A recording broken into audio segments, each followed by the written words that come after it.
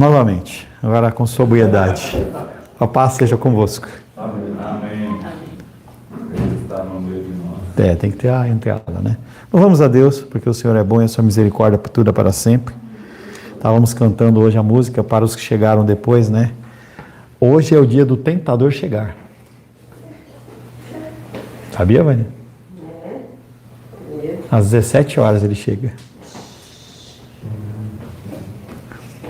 O Moisés já sentiu-se meio abalado. Vai orar pela seleção, não? Vamos esperar.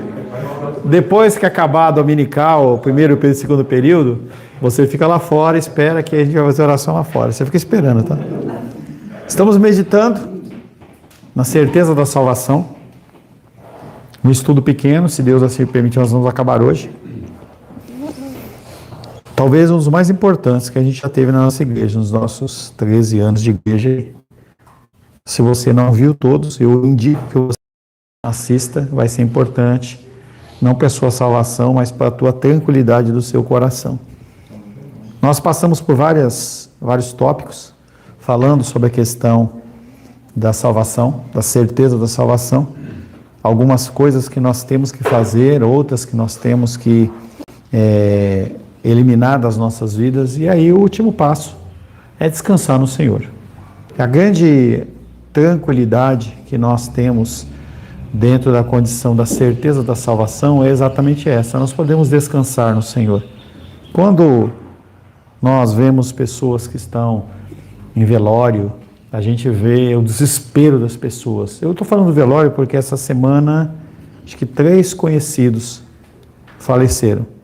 Uma senhora lá de São Paulo, que era uma intercessora, ela tinha mais de 95 anos, e ela faleceu, foi encontrar o Senhor. A mamãe de um amigo meu que caminhou junto comigo muito tempo, lá na igreja em São Paulo, nós começamos todo o ministério de mídia lá na igreja, colocamos os vídeos no site, quando nem tinha essa facilidade que tem no YouTube. Ele estudou em umas revistas, eu também, fizemos um trabalho legal. E o papai da Edilene, ele faleceu também, todos nesse ciclo aí dos últimos 2, 3 dias.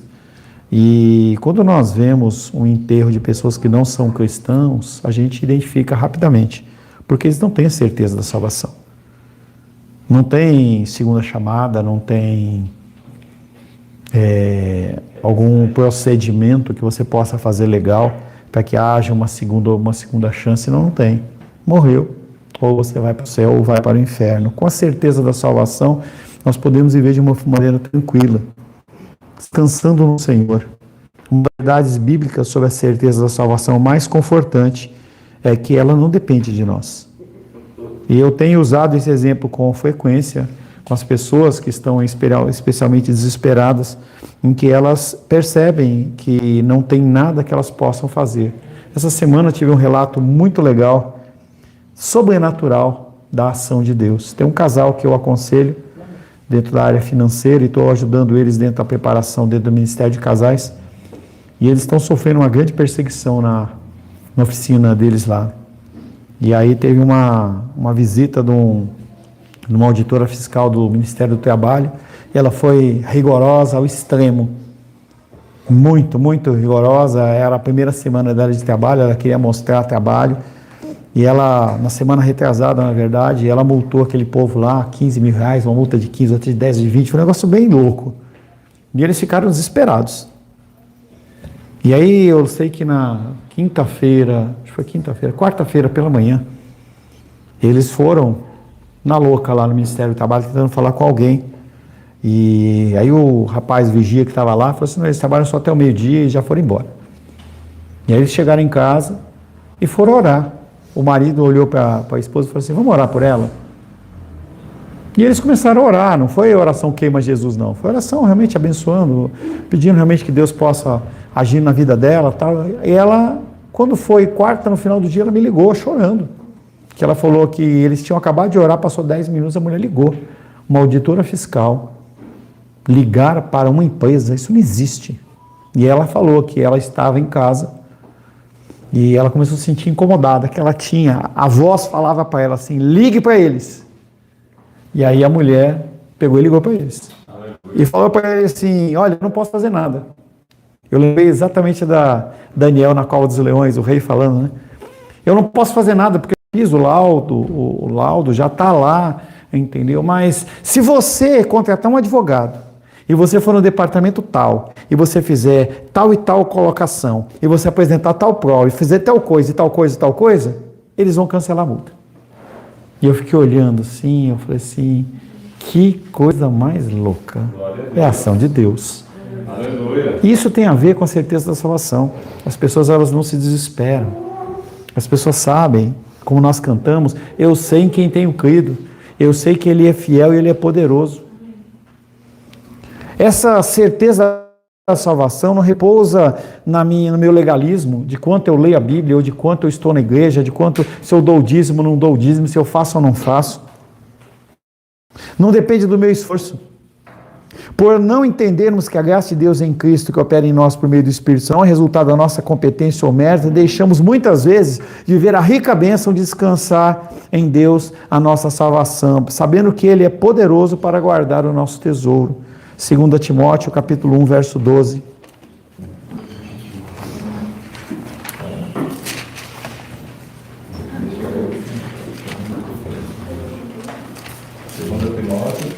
Capítulo 1, verso 12.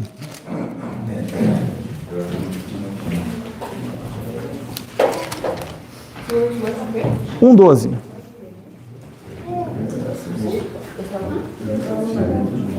Por favor. Você.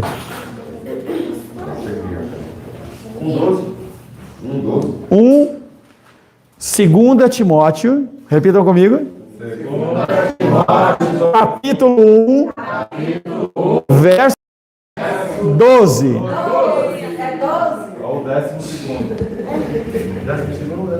E por isso estou sofrendo essas coisas. Todavia não me envergonho, porque sei que me tenho crido e estou certo de que Ele é poderoso para guardar o meu depósito até aquele dia. Que depósito? É o depósito do quê? Do calção lá no banco?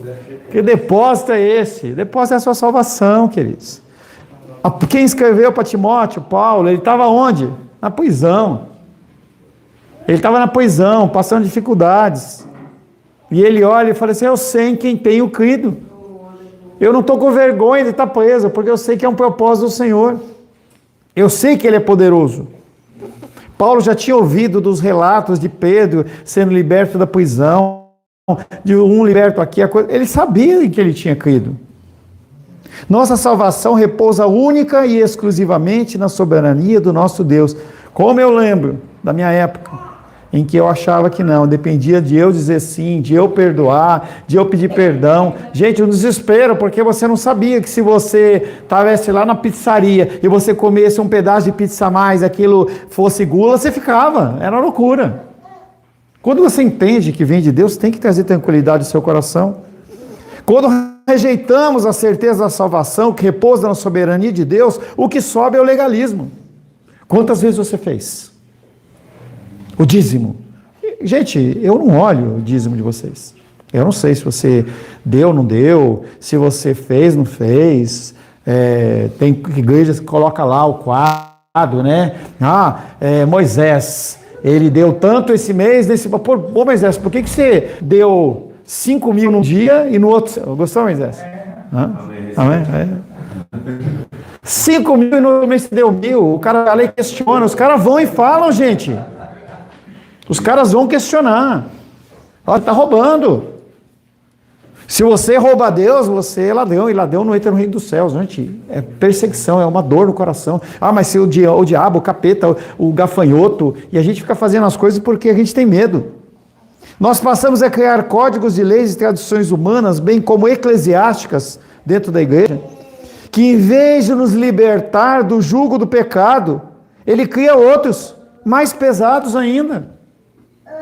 A igreja tem essa máxima de criar julgos de pecado.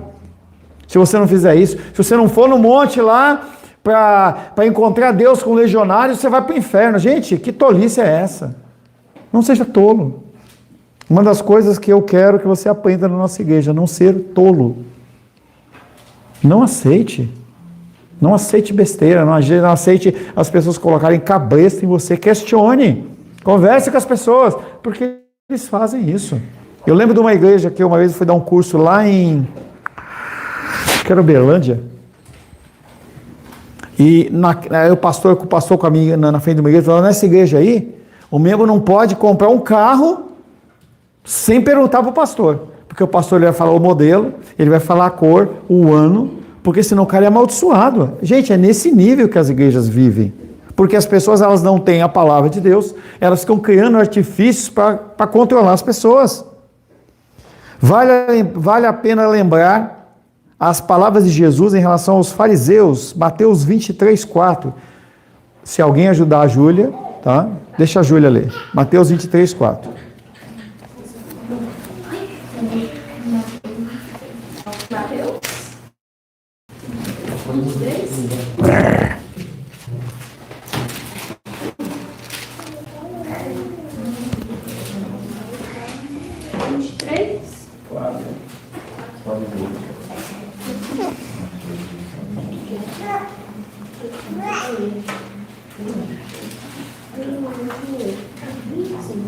Você que lê. Olha lá, 23:4, Júlia.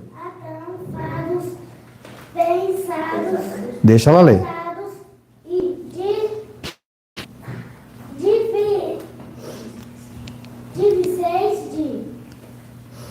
Carregar e os põe sobre os ombros dos homens. Entretanto, eles mesmos nem com o dedo querem movê-los. Legal, obrigado, Júlia. Atam fardos pesados e os põem sobre os ombros dos homens. Entretanto, eles mesmos nem com o dedo querem movê-los. A florzinha, não vai pôr a florzinha aqui, não? Cadê a florzinha? Cadê a florzinha? Põe aqui. Os fariseus faziam isso. Eles criavam leis, impunham as leis às pessoas, mas eles não praticavam. Eles olhavam e se alguém questionasse, assim, não, quem é você? Aquela passagem do cara que teve os olhos abertos. Quem é você todo em pecado que vem nos questionar? Percebe a partir desse texto que é a marca do farisaísmo, a insensibilidade para que o fardo que cria e impõe aos outros, além disso, o caracteriza também a capacidade de se omitir da responsabilidade de cumprir as leis que cria, por saber que é impossível criá-las, cumpri-las. Eles criavam leis que eram impossíveis das pessoas cumprirem.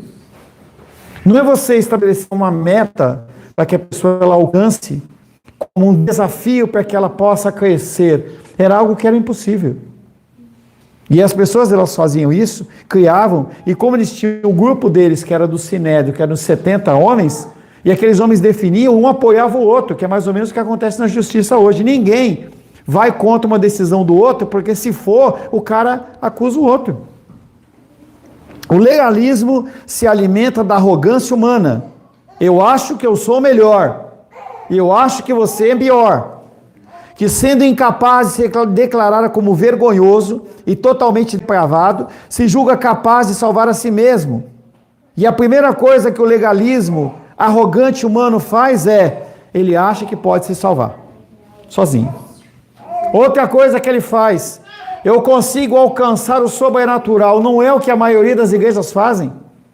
Trazem um contexto sobrenatural, o cara vê o anjo, vê o arcanjo, vê o querubim, é espada, é não sei o que, o fogo. Como que você vai questionar alguma coisa que você não vê? E as pessoas elas se alicerçam nisso. E o ser humano, ele tem um desejo de participar. É algo natural do ser humano. Então hoje, por exemplo, você vai ver, depois das 14, você vai ver um monte de gente com a camisa amarela do Brasil. Porque o sentimento é, eu faço parte de um grupo. Eu lidero um grupo, eu faço parte de um grupo. As pessoas, elas são assim. Se você começar a olhar a cultura das pessoas, você vai ver que, na minha época, teve as pessoas que andavam com a blusa, era amarelo, limão e laranja fluorescente. Todo mundo tinha que ter aquela blusa. Nós vemos uma onda que diminuiu um pouco, que é uma onda do country. E aí você via um monte de gente andando de chapéu. A gente ainda vê, mas não vê tanto quanto. E são ondas que vão passando, porque as pessoas elas querem fazer parte de algo. É a música sertaneja, é os punk, é o skinhead que corta a cabeça lisa lá para brigar com os outros. São ondas, as pessoas querem fazer parte. Então, quando as pessoas inventam coisas sobrenaturais, as pessoas não questionam. Ah, o cara está vendo anjo? Beleza. Ah, o cara está falando em línguas estranhas? Ótimo, é espiritual. As pessoas elas ficam buscando algo que não satisfaz. É simplesmente uma coisa que naquele momento traz uma emoção, mas é só isso. A palavra de Deus é aquela que vem e permanece. É aquela que gera resultado na minha vida e na sua vida. Nós vivemos dias maus. Comentei com alguns, em que uma pessoa, minha amiga lá, essa mesma pessoa do Maranhão, estava comentando que ela foi chamada na escola para chamar a atenção da filha dela, porque ela estava estudando muito. E que ela podia passar por um burnout escolar. Gente, que loucura é essa? Manda ela estudar menos. Essa foi o comando da coordenadora. Ano que vem vai ser sancionada uma lei que, se falar no altar sobre submissão feminina, crime de racismo, preso. Se eu falar sobre submissão, e a Esther, claro, a Esther, né? Incomodar, falar, pastor, você está sendo racista, for lá e denunciar, me prendem. Essa é a realidade. Racismo é equivalência de racismo. Não é eu que estou dizendo, é a lei que está dizendo, é a lei, gente, está lá escrito. Equivalência a crime de racismo. Não é que é racismo, é equivalente a mesmo condenação. Então, é isso que nós estamos vivendo. E não tem o que fazer. E as pessoas elas ficam criando formas de fazer com que você seja igual a todo mundo. Se você for na Coreia do Norte, você tem direito, mulher, você tem direito de escolher 5 cortes de cabelo. Está lá, a foto. Você escolhe qualquer um desses aqui. Não pode ser diferente. Você não pode ser diferente. E é exatamente isso que as igrejas também querem. O legalismo se alimenta da arrogância humana, que sendo incapaz de se declarar como vergonhoso e totalmente depravado, as pessoas não querem dizer que são maus, se julgam capazes de salvar a si mesmo, bem como em evoluir espiritualmente em direção a uma intimidade sobrenatural com Deus, alienando o cristão da vida e da cultura à sua volta, conforme as Escrituras. Então, eu crio novos padrões. As Escrituras, elas são um caminho difícil. Você tem que fazer isso, você tem que agir dessa maneira, dessa maneira. Esse tema, entendeu? Está sendo discutido muito forte, né? Muda o culto ou não muda o culto? Tem problema ou não tem problema? Aí as pessoas levantam e aí vira um cavalo de batalha, como se fosse uma coisa que é tão simples de resolver. Você quer vir? Venha. Se você não quer vir, fique assistindo o jogo. Ou venha no segundo tempo. É você que decide, porque o problema é você e Deus, não é comigo. Eu vou estar aqui. Se você quer vir, se você não quer vir, se você quer ir lá, é com você. O princípio é você instrui a pessoa ela é inteligente, racional, ela decide. Quem não decide? Quem não decide? Joaquim não decide, Júlio não decide, Helena, Heloísa, esqueci do nome, Isabela, Manu, eles não decidem, Daniel não decide. Quem decide somos nós por eles. Mas Luísa decide, vocês adultos decidem, Pedro mais ou menos. A Ingrid ainda não está para a orelha dele, entendeu? Nós temos que ensinar as pessoas a tomar as decisões corretas e conscientes, é isso que nós temos que fazer. Mas a igreja faz isso, então cria novas estruturas, para que você tenha paz no seu coração, uma paz falsa. O resultado disso são crentes amedrontados com o mundo espiritual, cheios de complexos, doentes emocional e espiritualmente, pessoas manipuláveis, vítimas de líderes soberbos que os saqueiam. Jeremias capítulo 23. Vou falar devagar, porque senão... Jeremias. Que isso? Que isso? Você acha que você está onde? Só porque você vai fazer um ano? Você acha que você manda alguma coisa? Jeremias capítulo 23, verso 1 e 2.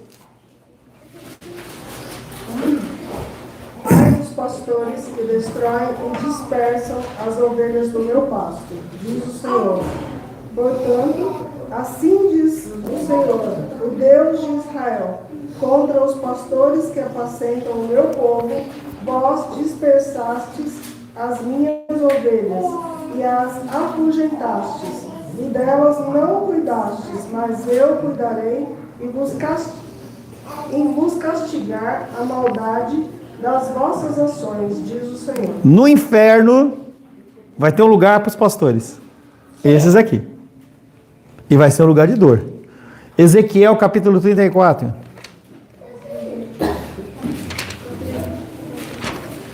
Um lugar dos ungidos do Senhor. Ezequiel capítulo 34.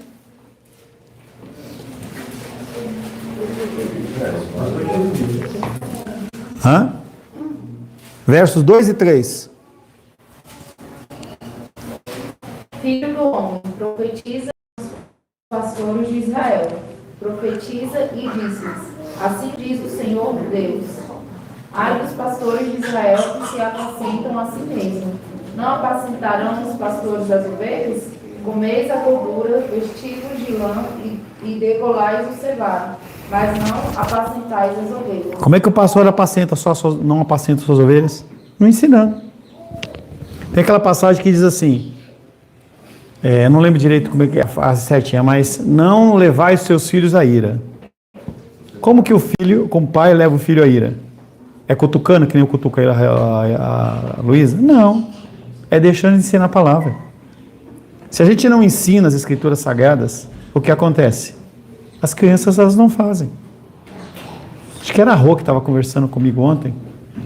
Apesar da Rô, né? Eu não falo com outra pessoa, né? E a Rô estava falando, não sei quem, que... tem uma conhecida nossa, que ela falava assim, que se o filho quer tomar banho, toma. Se não quiser, não, ele não quer. Se a Helena decidir que ela quer tomar banho e lavar o cabelo 11 horas da noite, ela lava. Porque ela quer lavar, deixa ela lavar. Quer comer miojo? Come miojo. Não quer almoçar? Não almoça. Quer almoçar a hora que quiser? Não quer na escola? Não vai. Gente, essa é a geração. Essa é a geração que está sendo plantada. Se vocês, aqui, ensinarem os seus filhos a forma correta, eles vão ser líderes. Porque essa geração é uma geração burra.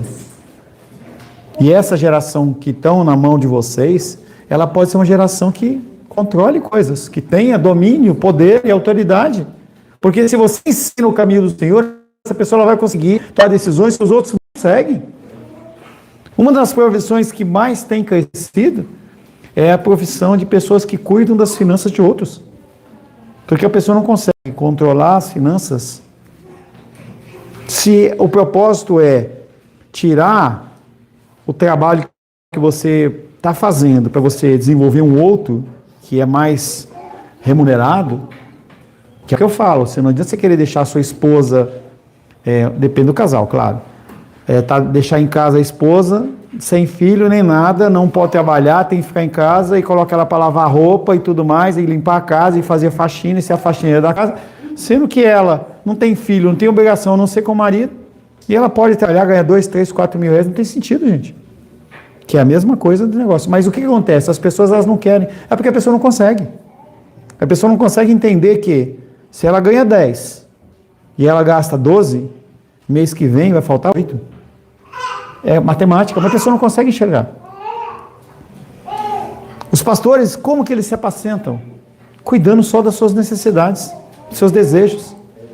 Essa ideia de que o pastor tem que chegar com a Mercedes, tem que ter um apartamento, tem que ter um avião, tem que ter não sei o quê. Gente, isso não é bíblico. Se você pode ser próspero, amém. O obreiro, ele é digno do seu salário. Eu preciso de recursos financeiros para manter minha casa. Mas eu não posso fazer algo que venha delapidar vocês em prol da minha vontade, que é o que os pastores fazem. É pastor ganhando 15, 20, 30 mil reais. Se a igreja tem condição, não tem problema. Mas às vezes o cara tira do missionário para dar para o pastor simplesmente porque ele quer. Quando nossa salvação não depende de nós, mas da graça de Deus, que opera em nós, que nos faz nascer de novo. Nossa alma encontra paz e de forma livre serve a Deus e alienar do mundo. Nós temos que servir ao próximo, mas não para conseguir algo, e sim porque é uma alegria. Eu ser pastor é uma alegria para mim, eu faço isso com alegria. As pessoas vêm a mim, pô pastor, eu quero que você faça isso. Eu falo assim, cara, se não atrapalhar o meu trabalho vocacional, não tem problema. Tem uma escola aqui no Bandeirante que pediu para ajudar, você lá, gestor financeiro da escola dele lá. Eu falei assim, primeiro ponto, eu não vou deixar de atender pessoas porque você tem problemas financeiros, ou por qualquer problema. Tá bom para você? Tá. Falei, quando não tiver, você me avisa. Porque eu não vou deixar de atender pessoas que estão com necessidades por causa de dinheiro. Não vou, porque eu sei em quem tenho crido. Eu sei em quem tenho crido. Eu quero levar a minha esposa para viajar, quero passear, ela tem o desejo de comprar uma SUVzinha. Então, quando der, compre. Se não der, não vai comprar. Porque o foco não é esse, o principal não é esse. A soberania de Deus que nos salva é o fundamento para descansarmos nossos corações em nossa jornada da fé. E assim crescermos, que é o objetivo maior do Senhor. Fazer com que você cresça em estatura e graça diante do Senhor. Você tem que ser cada vez mais parecido com Deus. Tal soberania se demonstra por meio de 3 fundamentos. 3 fundamentos que nos dão segurança ou não. Primeiro, as promessas de Deus. Se você não lê a Bíblia, você não sabe as promessas. É algo que eu tenho implantado no discipulado e as pessoas elas têm que ler a Bíblia. Tem que ler a Bíblia. E se não ler a Bíblia, não tem encontro. E eu venho apertando mais, porque as pessoas elas precisam ler as Escrituras Sagradas, senão as pessoas não sabem das promessas de Deus. Romanos capítulo 8.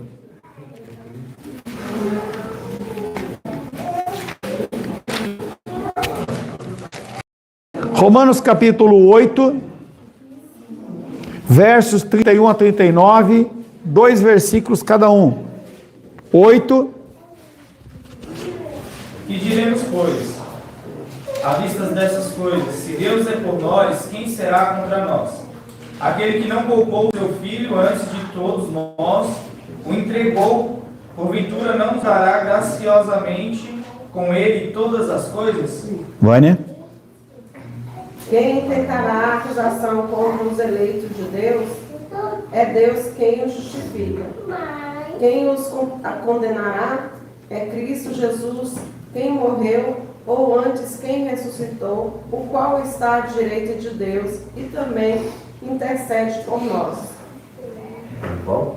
35.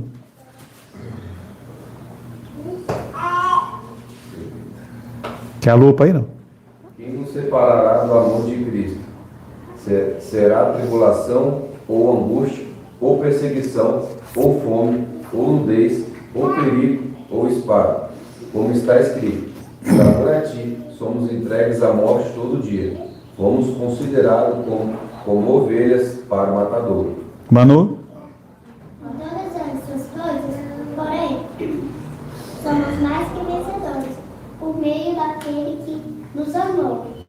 Porque eu estou certo de que nem a morte, nem a vida, nem os anjos, nem do porvir, nem os principais, nem nas coisas do presente, nem no porvir, nem nos poderes. Carlos. Não, Carlos, por favor, eu quero que o Carlos leia, não é Esther. Mais alto. Eu não quero que a Esther leia, eu quero que o Carlos leia. Não, mas ele lê direito. Ô, Júlia, lê aí, Júlia. Vai lá. Enche o pulmão. Nem a altura, nem a profundidade, nem a qualquer outra criatura poderá separar-nos do amor de Deus que está em Cristo Jesus, nosso Senhor. Aleluia. Promessas. Promessas. Quando o apóstolo Paulo ele faz essas listas, ele não faz essas listas de forma exaustiva. O que é exaustivo? Não é que cansa.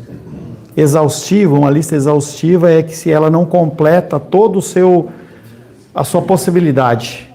Então, quando ele começa a citar essa lista, ele está mostrando opções, mas ele fala nada. Ele cita as coisas que são mais claras e depois ele fala, nada poderá no afastar do amor de Deus que está em Cristo Jesus? Nada. Então ele está mostrando que isso não é uma coisa que é revogável. Então você tem lá a licença lá para você fazer o seu trabalho com a floricultura. Então, anualmente você tem que renovar lá o registro. Se você não renovar, você perde. Com Deus não é assim. É uma coisa que é irrevogável. O amor dele é irrevogável. É intransferível. A Luli falou para mim assim: olha, papai, eu quero começar a pagar uma conta. Eu falei assim: paga o seu, ela falou, o seu telefone. Eu falei, eu transferi para teu nome. Que aí você fica com uma conta no seu nome. Minha filha que está começando a absorver. Espero que ela assuma também a conta de luz. E vai entender, né? Entendeu? A gente não sabe. Você sabe que Deus é poderoso, né? Vai fazer infinitamente mais. Mas tudo não é esse. A conta de telefone, eu posso ligar lá para a TIM e falar assim: ó, eu quero transferir a titularidade de mim para ela. E ele vai fazer a transferência. Salvação não. Salvação, ela é entregue a você, você recebe ela e nunca mais, nada pode te afastar do amor de Deus que está em Cristo Jesus. Quando nós lemos esse texto, nós descobrimos que à vista de tudo que Jesus fez por nós, à vista da operação do Espírito Santo em nós, aplicando os benefícios da cruz, nada poderá nos separar do amor de Deus. Essa promessa nos assegura que nada, nem ninguém poderá nos acusar de coisa alguma, que possa nos separar do amor de Deus, visto que em Cristo fomos justificados. Quem tentará acusação contra os eleitos de Deus? Ele completa, é Deus quem o justifica, ou seja, qualquer coisa que se levante, Deus justifica. Ele fala, não, está pago. Mas e aquilo? Está pago. E aquilo outro? Está pago. Não entendo quando alguém diz que não crê na certeza da salvação e declara crer na palavra de Deus, pois essa nos assegura que nada nos separará do amor de Deus. Como que uma pessoa, ela lê a Bíblia e não crê na certeza da salvação? É porque ela não lê. Talvez ela só ouça a palavra do altar. E aí a pessoa não desenvolve um discernimento para saber se a coisa é boa ou não. Sempre vejo, uma das pessoas que mais posta, o Alisson está mais light, né? Mas sempre que eu vejo o Nicolas viajando, ele lá posta. Ele comeu no restaurante lá na estrada, é a comidinha boa, é a costela, é não sei o que e tal. Ele está desenvolvendo o quê? Um discernimento em relação ao paladar de uma comida boa. Ele não vai postar uma comida que é ruim, ele posta uma coisa que é boa. Mas por quê? Experimentou. Se a pessoa não lê as escrituras sagradas, ela não conhece as promessas de Deus e ela é enrolada por aquilo que as pessoas falam e dizem. Segundo fundamento da nossa segurança, a presença de Deus. Salmo 23.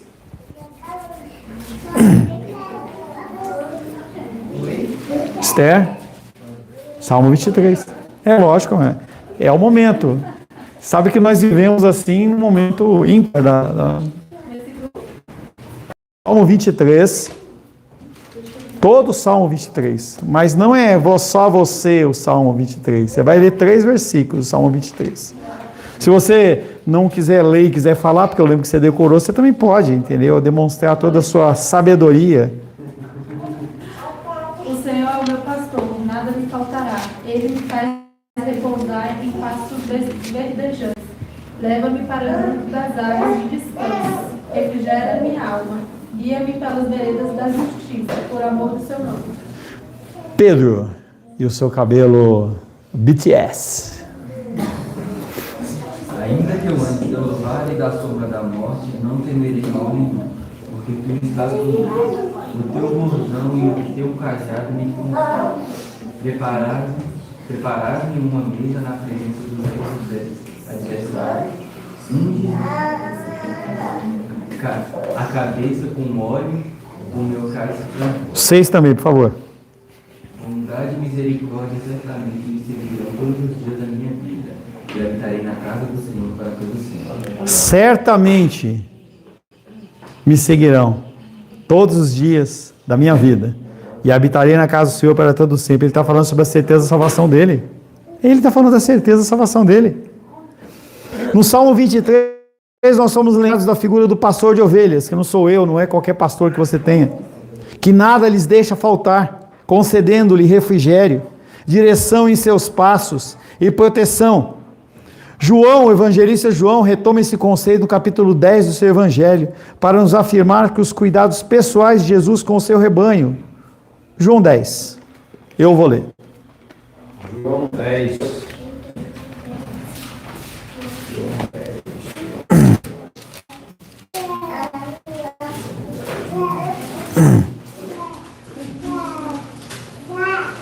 10, 7 em diante, diz assim, João 10, 7 em diante.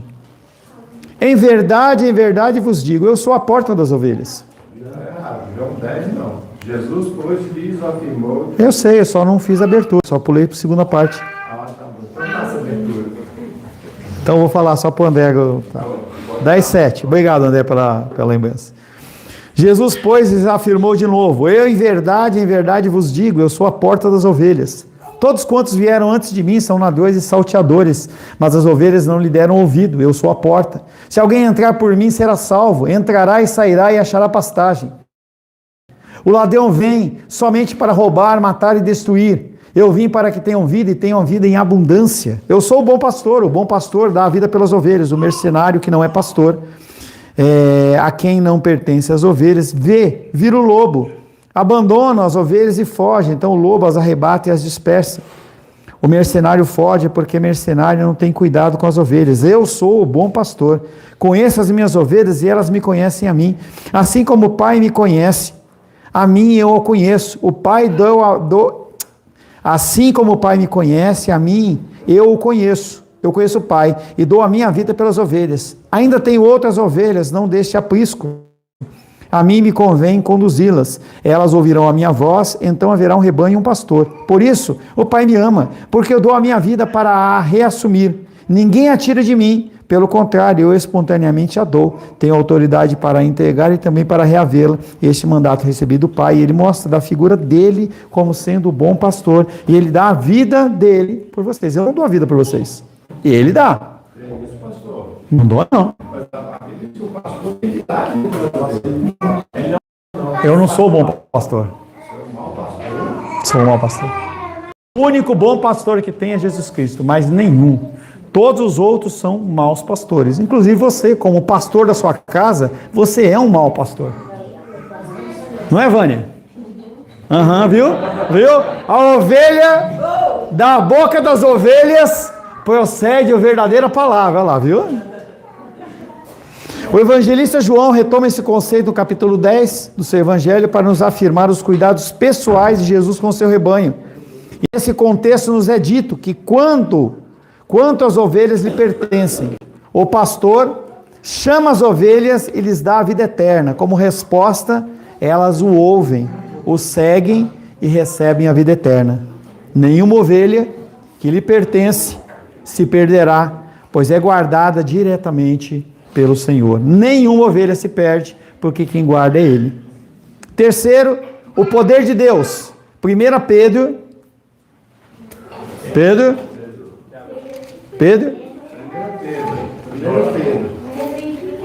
BTS. 1 Pedro. Não acha ruim não, hein, Pedrão? Se achar ruim, vai para o inferno, hein? 1 Pedro, capítulo 3. Não, Júlia? A Júlia tá rindo de você, ó. Essa garrafinha que derruba, que faz barulho, é cruel, hein? 1 Pedro, capítulo 3, versos 3, 4 e 5. Não seja o adorno da esposa, o que é exterior como frisado de cabelos, adereços de ouro, aparato de vestuário. Seja, porém, o homem interior de coração unido ao incorruptível, trate de um espírito manso e tranquilo, que é grande valor diante de Deus. Pois foi assim também que a si mesmas se ataviaram outrora as santas mulheres que esperavam em Deus, estando submissos ao seu próprio marido. Essa palavra vai ter que tirar da Bíblia, hein? Eita! Nós temos que acreditar no poder de Deus para transformar a vida das pessoas. Aí o maluco lê isso aí e fala, você não pode depilar o sovaco não, tem que ficar com ele peludo porque não pode se adornar. Não tem isso, gente. As pessoas elas ficam querendo buscar formas de fazer com que vocês sejam todas iguais. Não, cara, cada uma é uma pessoa diferente. A manifestação do poder de Deus é independente do meu agir. independente da minha aparência, independente do que eu faço, o poder de Deus ele se manifesta. Deus nos regenerou para uma viva esperança, e é Ele quem nos guarda pelo seu poder até a consumação da nossa salvação se revelar no último tempo. Portanto, mesmo em meio a perseguições, dificuldades e tentações, o poder de Deus age em nós, por meio do seu Espírito que nos guarda de cairmos da graça. É Ele que impede que a gente faça coisas erradas ao ponto de a gente afastar do caminho do Senhor e não voltar mais. Que poder acima daquele que é capaz de nos resgatar do império das trevas? Nenhum. A ponto de nos fazer voltar à escravidão dos qual nós somos libertos, a frase que um dos que o Alice gosta mais, a porca volta, o cachorro volta ao vômito. Quem que pode forçar você a fazer alguma coisa dessa forma se você já é salvo em Cristo Jesus? Ninguém. As pessoas que fazem o que fazem, elas não têm a certeza da salvação, elas acham que aquilo tudo depende delas e que elas podem ir e voltar ao seu bel prazer. O Deus soberano que nos salva tem o poder em suas mãos e por isso ninguém pode tirar as ovelhas que graciosamente Deus libertou para servi-lo em amor. Ninguém pode fazer isso. Não sei. Aí não. Aí a gente já está falando de outras coisas, entendeu? Porque o jogo do Brasil é uma coisa interessante. Quando você olha a torcida do futebol, eu não tenho nada contra o futebol não, tá?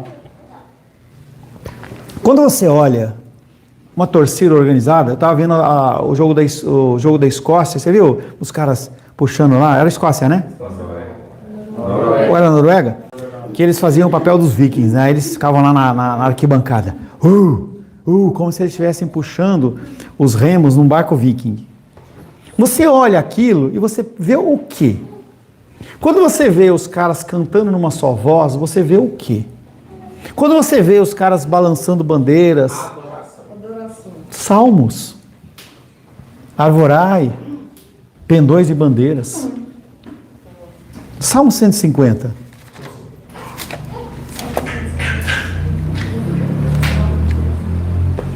Tem vários, tá?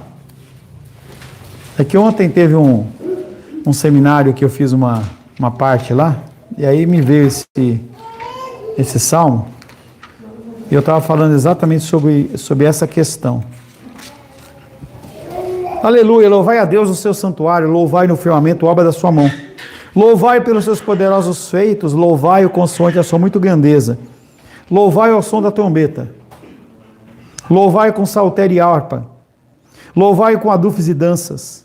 Louvai com instrumentos de cordas, com flautas. Louvai com símbolos sonoros, com símbolos retumbantes. O que é isso? Adoração. O que o pessoal da torcida faz? Exatamente isso.